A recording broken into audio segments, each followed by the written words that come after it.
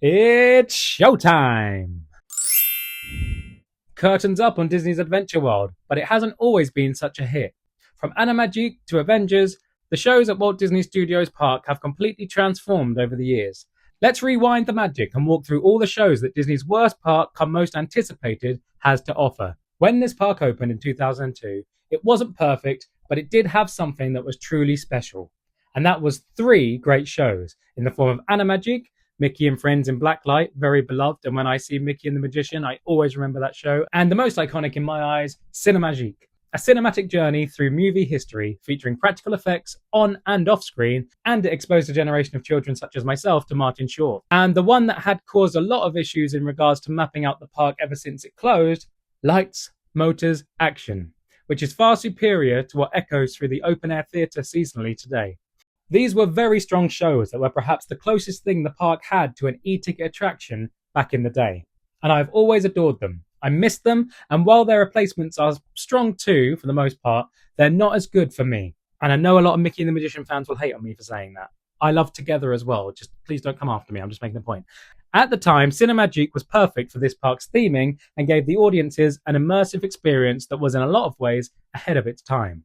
Animagique could have been put in any theatre in either of the parks, but as an opening day spectacle, it worked in the park that it was in, even if it was less in line with the overall theming.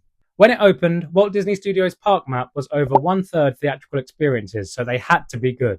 And while this was in response to the financial situation and second gate obligation that we've talked about before, with CEO Michael Eisner having problems at the time, it was still beloved and is loved by many fans to this day. I certainly still have a soft spot for it. While rides came over time, check my history videos in the description for that, from 2007 to 2017, the park began dabbling in seasonal mini-shows to join its lineup, ranging from High School Musical to 101 Dalmatians and Star Wars and Marvel in the production courtyard. These included Star Wars Season of the Force and Marvel Summer of Superhero shows projected onto the Tower of Terror. I saw Season of the Force in 2018, and it was truly amazing, something they've stopped doing in recent years, presumably due to the upcoming late shows at Adventure Way, but it was a great time when you had two nighttime spectaculars to choose from, and lucky you if you're watching this, because you have that again, because it's open now. I unfortunately missed the Summer of Superheroes ones, but I've seen clips, and it looks just as amazing as the Star Wars one. Alongside these, they had Stormtrooper parades and other character encounters, and during this time, they installed Stitch Live, which is equal parts attraction and interactive show. Replacing what was once the studio, you could go in and see them recording the French version of Playhouse Disney. They also had many Disney Channel-style events that tied into pop culture. Studio D had some very interesting things to do with characters that have entered and left the culture since. After 14 years, Disney wanted to refresh the park with a more modern stage show. And therefore, Animagique played its last performance on the 31st of January 2016. And therefore, Mickey and the Magician was introduced as part of the 25th anniversary celebrations, and with it came higher production values, more special effects, and new characters like Elsa, Genie, and Lumiere, to name a few.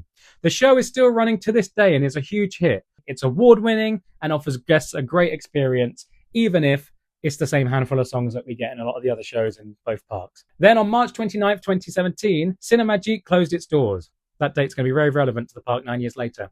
At the time, this was a strange move, but in February 2018, it started making a bit more sense, as Disney announced a $2 billion investment in the park, and its Disney Adventure World future was set. CinéMagique was iconic, but heavily film-based, focusing on a romantic journey through cinema history, while Disney Studios was shifting towards IP-driven entertainment, Marvel, Frozen, Star Wars, and Pixar. The closure made space for newer shows that tied more closely to Disney franchises that would drive attendance and merchandising. The theatre temporarily replaced the show with Mickey and the Magician when it was briefly relocated, and then later other seasonal Marvel shows such as Marvel Superheroes Unite, which from what I hear was an absolute mess of a stunt show that never found its feet, but it filled the stage nevertheless. And then in 2022, Avengers assembled as Marvel officially arrived in Disneyland Paris with the grand opening of Avengers Campus, offering a range of Marvel shows and stunt spectaculars, from Guardians dance-offs to Wakanda warrior training and Doctor Strange Mystic Arts events. These demonstrations are a huge hit and very popular today.